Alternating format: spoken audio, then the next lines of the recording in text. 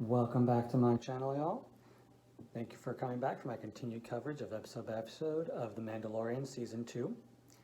So I first want to apologize.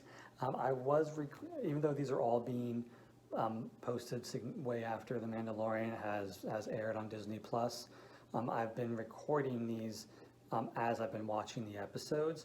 Except for these last few episodes, I actually ended up watching them kind of back to back and not recording them. So I got some things kind of screwed up. I tried to fix in editing. I dropped a couple of, spoilery thingies for other episodes in my last video. So I'm tried to kind of edit those out or mess with them a little bit, but I do apologize for that. Though I imagine at this point, pretty much everything's been spoiled for how late after the season, after they've come out that I'm posting these, but I'm still trying to, follow that as much as I can. So with that, again, I'm going to put ahead on this one, spoiler. I'm going to be talking about The Mandalorian Season 2, Episode 5, which is 13 for if you're counting all of them together. This one is called The Jedi. Bum, bum, bum. For those who've been kind of following what's been going on or reading spoiler things, you already immediately know what to expect. So I'm going to dive right into that. The big reveal or the big thing of this episode, Ahsoka Tano. Now, I'm already before all of this was a fan of Ahsoka. When she originally came out, way back when, she didn't initially hit with me. I watched the Clone Wars movie and like one or two episodes of the cartoon when they initially came out, and she didn't really feel anything for me. I had a lot else going on in my life at the time, so I really didn't follow the Clone Wars. I've since gone back and watched the entire run, as well as the new season that's been on Disney Plus, and I completely fell in love with the character of Ahsoka. I think seeing her start off as a youngling, just fresh to the whole Padawan thing, to her going through all of that, her growing up, and now we get to see her as a fully grown, fully realized adult within her powers and her abilities, and I think that it did not disappoint. And I also think that they did a very smart job having Dave Filoni direct this episode. He's the one who created this character, along with Ashley Eckstein, the voice of Ahsoka. You cannot undersell how important those voice actors are. They really, especially when it's a brand new character like this. And actually, that was part of my kind of reluctance when I initially heard that Rosario Dawson was going to be playing Ahsoka. I love Rosario Dawson. Everything I've seen her in, I think she's done an excellent job. So I think maybe my misgivings were probably misplaced, because I think that Rosario knocked this out of the ballpark. I think she was super respectful of the character. She played it well. I think that she looked great. I'm going to mention, just to say, that I'm not going to talk about her tendrils, her head tails, because there's been enough discussion about how those have changed.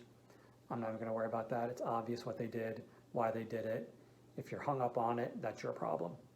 I think that she looked great, she sounded great, and I know that Rosario Dawson also has, made some comments either to or about Ashley Eckstein, the voice of Ahsoka Tano from the Clone Wars and Rebels and Resistance, from all those, giving her props and saying how honored she is to be now the face of the character and taking the character to her next steps.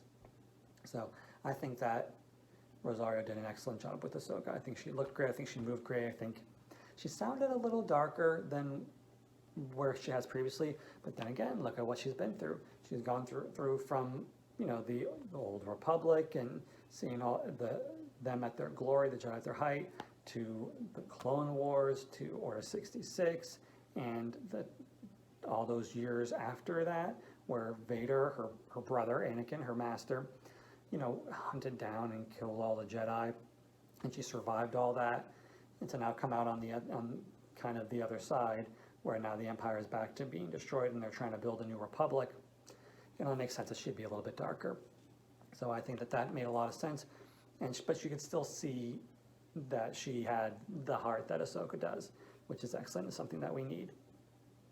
Okay, so now we kind of talked about that. I got that little geekiness out of when I was watching this episode. I was smiling ear to ear, grinning like a kid throughout the entire thing, seeing Ahsoka on there, because I've been anticipating and building it up. And like I said, I really like the character. I really kind of fell in love with her on the Clone Wars and the other animated and Rebels and all those other things.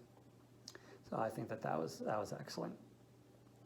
So the thing that I kind of had spoiled on the last episode, my last video, I should say, was that we get the name of the child in this one, which I'm glad that they went ahead and finally named him. I was like, we can't keep calling him the child, kid, baby Yoda, something. We got to get something here. And I'd kind of assumed that it was going to be Ahsoka that was going to do it. Either she was going to say, oh, the only one of the species I ever knew was Yoda, and then Dana's going to say, Yoda, huh? Okay, kid, I'll call you Yoda. And I was going to go there, which I'm glad they didn't do that. But so anyway, his name, which I kind of said on the last one, but again, I'm going to try to edit that out, is Grogu. When I first heard that, I was like, I don't know how I feel about that name. I don't know what I was expecting. I don't know what would have necessarily sounded good, but when I first heard it, I didn't like it. But since then, since reading reviews, watching videos, sitting on it, like I said, I've watched a few episodes in a row before recording this, even though I was trying to do them after watching each one. Hearing it mentioned in other episodes, it's grown on me. I'm now fine with it. I think Grogu is a perfectly fine name. But the big thing of it, and what I really liked, is we get to hear more of his backstory. So that he was in the temple, he was being trained. You know, like they'd said early on when we first met him, he was like 45, 40-something years old already. Even though he looks like a 1-year-old, or you know, I don't know, it's hard to tell how old he would be, but he's it's supposed to be like a toddler, like a baby. He's 45 or human years old, Earth years old. So where has he been all that time? Well, he was at the temple. He was being trained by Jedi. He was probably Master Yoda. He probably knew Master Yoda. So that makes sense on where he's been and why he's able to control the Force even to the extent that he did. I mean, he, besides using, you know, pushing and pulling and the choke, he was also able to do the old Jedi mind trick and, you know, talk to the Beast in that one episode. So getting to learn Baby Yoda, Grogu's backstory, at least a little bit of his backstory, that he was at the temple and he's trained with all these Jedis, was excellent, and I really thought that was good. That added to and explained how he was able to use the Force to the extent that he was. So I thought that was very good to see that, and also explained why he was so reluctant. You know, that why he doesn't use it when he does and whatnot. So it makes a lot of sense with that. So that was very good to hear. So again, like I always do in these videos, I'm going to jump around a little bit because I'm reading my notes. I'm going to jump around a bit. So part of what we get to see on this is that, you know, there's this village that's being held hostage, and Ahsoka is there to kind of free the village and fight the bad guy, or in this instance, the bad woman, who's you know, apparently is Elspeth, and she has a spear of pure Beskar, which is one of the only things that can stop a lightsaber, as you know, well as helps with blasts or fire and those types of things. So now we get to see Ahsoka kind of mows through her people with the help of Din, you know, who turned on Elspeth, who he first went there and took the job of hunting down Ahsoka, which he used that as his, you know, as a way to help himself, because he was seeking her anyway, and it's kind of like he's able to seek her out, get that information, does what he has to do, and then maybe he'll be able to get some Beskar out of it. So he helps Ahsoka infiltrate them, and then there's this big battle between Ahsoka and Elspeth. You know, she has the Beskar spear, and obviously Ahsoka has her lightsabers, which I love that when she held it, you know, instead of like that, and she held it, you know, like that, how she did in the Clone Wars and other places. It was excellent to see that. Those kind of attentions to detail and fan service really is excellent and lovely to see. I thought that scene really, it was a fun battle, it was a fun scene, I enjoyed it, but really it didn't make a whole lot of sense. There's no reason that Ahsoka couldn't have easily dispatched that woman. Ahsoka is way more trained, way more talented, and she has the Force. Why can't she just Force knock the Beskar out of her hand, or just hold the lady up in the air, or even just, you know, hold out her lightsaber and force her to her and kind of skewer her like that? I mean, that's kind of the problem with some of these battles and things, is that with the Force, it kind of ubers you so much that it's hard to make those things. You have to, same thing with kind of superhero comics and movies and shows and things. If people really use their powers, then the villains would never stand a chance. So you kind of have a similar thing here. So that kind of took me out of it for a little bit of a second when there were some of the things, like even when Ahsoka lost one of her lightsabers in the battle and she went from using 2 to 1, I was like, why couldn't she just force grab the lightsaber back, and ignite it again? They do that constantly.